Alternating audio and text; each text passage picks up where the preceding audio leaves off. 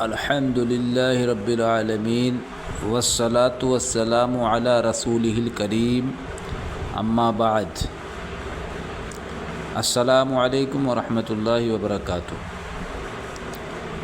ذرا تصور کیجئے، سوچئے، اگر آج آپ کے محلے میں کسی مسلمان کا انتقال ہو جائے اور آپ سے یہ کہا جائے کہ آئیے نماز جنازہ پڑھ لیجئے، تو بالکل آپ پڑھیں گے، لیکن کیا آپ پورے اعتماد کے ساتھ صحیح طریقے سے نماز جنازہ ادا کر سکیں گے؟ یہ ایک سوال ہے۔ آج دیکھا جاتا ہے اور بہت افسوس بھی ہوتا ہے کہ ہم میں سے بہت سے لوگ نماز جنازہ میں شریک تو ہوتے ہیں، لیکن نہ 4 تکبیروں کا صحیح طریقہ معلوم ہوتا ہے، نہ کون سی دعا کب پڑھنی ہے، اور نہ ہی اس کے ضروری مسائل کا علم ہوتا ہے۔ آج کی اس ویڈیو میں ہم نماز جنازہ کا مکمل طریقہ قرآن و حدیث کی روشنی میں سیکھیں گے۔ اس ویڈیو کو آخر تک ضرور دیکھیے، سنیے، کیونکہ ایک دن یہ علم ہر مسلمان کی ضرورت بن سکتا ہے۔ اسلام کے اندر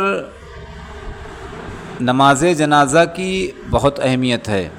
اسلام نے مسلمانوں کے انتقال کے بعد بھی اس کے حقوق بیان فرمائے ہیں، اور ان حقوق میں ایک اہم حق نماز جنازہ ہے۔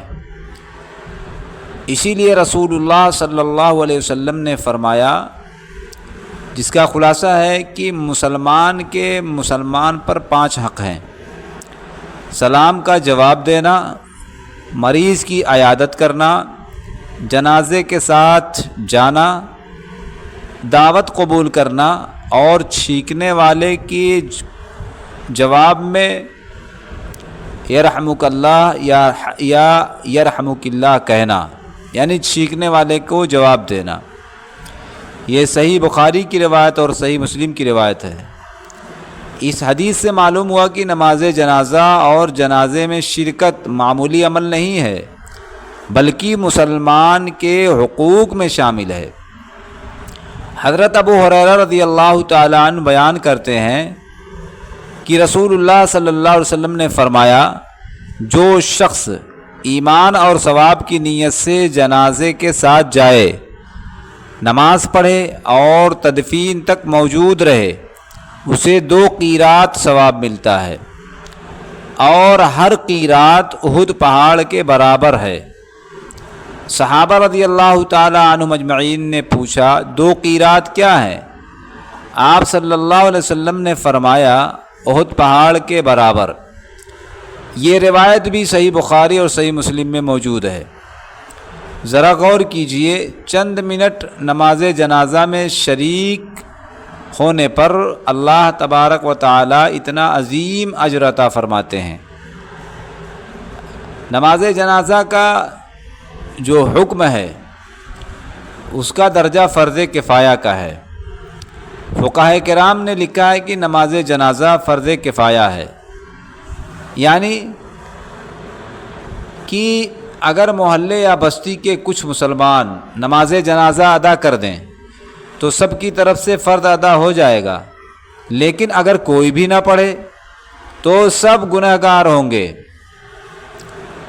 نماز جنازہ بہت بڑا عمل ہے، اس لیے نماز جنازہ کو بھی سیکھنا ضروری ہے۔ بہت سے لوگ سمجھتے ہیں کہ نماز جنازہ صرف ایک رسم ہے، حالانکہ یہ حقیقت یہ نہیں ہے۔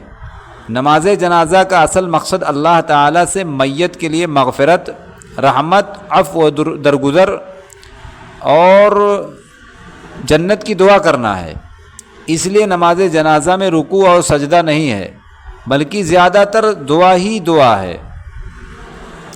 نماز جنازہ ہر مسلمان کی پڑھی جاتی ہے، خواہ مرد ہو یا عورت ہو، بچہ ہو، بچی ہو یا بڑا ہو۔ البتہ فقہ کی کتابوں میں چند مخصوص صورتوں کی تفصیل موجود ہے، جن کے احکام الگ ہیں۔ عام مسلمانوں کے لیے اصول یہی ہے کہ مسلمان میت کی نماز جنازہ ادا کی جاتی ہے۔ نماز جنازہ کے کچھ شرائط ہیں۔ سب سے پہلی شرط ہے کہ میت کا غسل دیا جا چکا ہو، کفن پہنایا گیا ہو، میت سامنے موجود ہو اور اس کی نماز جنازہ پڑھنے والے باوضو ہوں۔ اسی طرح قبلہ رخ کھڑے ہوں، سطر ڈھکا ہوا ہو اور نیت ہو۔ نماز جنازہ میں کوئی رکعت نہیں ہے، نہ اس میں رکوع، نہ سجدہ، نہ قعدہ، صرف 4 تکبیریں ہیں اور ثنا درود شریف اور میت کے لیے دعا ہے اور آخر میں سلام ہے۔ اس لیے ہمیں یہ سب جاننا ضروری ہے نا۔ جیسے 2 چیزیں بہت اہم ہیں، فرض کے درجے میں ہیں۔ اس میں پہلی چیز ہے 4 تکبیریں کہنا اور قیام کرنا، یہ 2 چیزیں بہت اہم ہیں۔ پھر اگلی جو 2 چیزیں ہیں، 3 چیزیں ہیں، اس میں ایک تو ہے ثنا پڑھنا، دوسرے درود شریف پڑھنا، تیسرے جو ہے میت کے لیے دعا کرنا۔ تو ہماری نیت جو نماز جنازہ کی ہے وہ دل کے اندر نیت کر لینا کافی ہے۔ اگر کوئی زبان سے کہہ لے تو بھی نماز جنازہ ادا ہو جائے گی، نیت زبان سے بھی کر سکتے ہیں، لیکن اصل نیت وہ دل ہی کی نیت ہوتی ہے۔ زبان سے کہنا چاہے تو اس طرح کہہ سکتے ہیں کہ میں اللہ تعالیٰ کے لیے اس میت کے نماز جنازہ اس میت کے لیے پڑھتا ہوں، یا اس میت کی نماز جنازہ پڑھتا ہوں، بس اتنا آپ کہہ سکتے ہیں زبان سے۔ اب ہماری نماز جنازہ شروع ہو گئی، یعنی نماز جنازہ ہم نے شروع کر دی ہے، تو سب سے پہلے اللہ اکبر کہہ کر ہاتھ باندھ لینا ہے۔ پہلی تکبیر کے بعد ہمیں ثنا پڑھنا ہے۔ ثنا مکمل ہو جائے، ثنا میں وجل ثناؤک کا اضافہ بھی ہے، پھر ولا الہ غیرک ہے۔ تو ثنا جب مکمل ہو جائے تو دوسری تکبیر کہی جائے گی۔ دوسری تکبیر کے بعد بھی ہمیں ہاتھ نہیں اٹھانا ہے اور درود شریف پڑھنا ہے۔ دوسری تکبیر کے بعد فوراً درود شریف پڑھنا ہے۔ درود شریف جو یاد ہو پڑھ لے، بہتر ہے کہ درود ابراہیمی پڑھیں، یہی پڑھنا چاہیے۔ جب درود شریف مکمل ہو جائے تو پھر تیسری تکبیر کہیں، اللہ اکبر تیسری مرتبہ کہنا ہے، ہاتھ نہیں اٹھانا ہے، صرف اللہ اکبر کہنا ہے۔ اللہ اکبر کہنے کے بعد ہمیں میت کے لیے دعا پڑھنا ہے۔ خاص طور سے وہ اگر میت بڑے کی ہو، مرد ہو یا عورت، تو اللہم اغفر لحینا و میتنا و شاہدنا و غائبنا و صغیرنا و کبیرنا و ذکرنا و انثانا اللہم من احییتہ منا فاحیہ علی الاسلام ومن توفیتہ منا فتوفہ علی الایمان۔ یہ دعا جب مکمل ہو جائے تو پھر ہمیں اللہ اکبر کہنا ہے، یہ چوتھی تکبیر ہوگی۔ اس کے بعد ہمیں سلام پھیر دینا ہے۔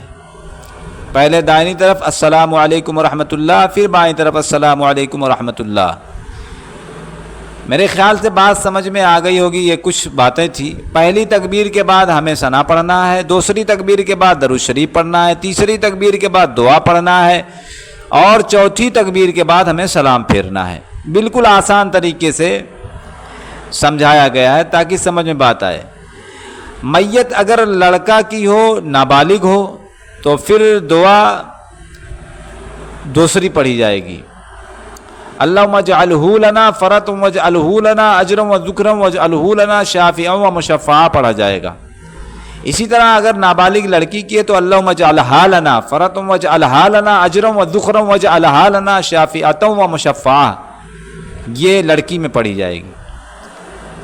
امید ہے کہ آپ کو یہ مختصر سی ویڈیو اور یہ پیغام اور دینی معلومات پسند آئے ہوں گے۔ ایسی مزید ویڈیو کے لیے ہمارے چینل کو سبسکرائب کریں، زیادہ سے زیادہ لوگ تک پہنچائیں اور کمنٹ کریں۔ اللہ تعالیٰ آپ کو بہت بہت جزائے خیر عطا فرمائے۔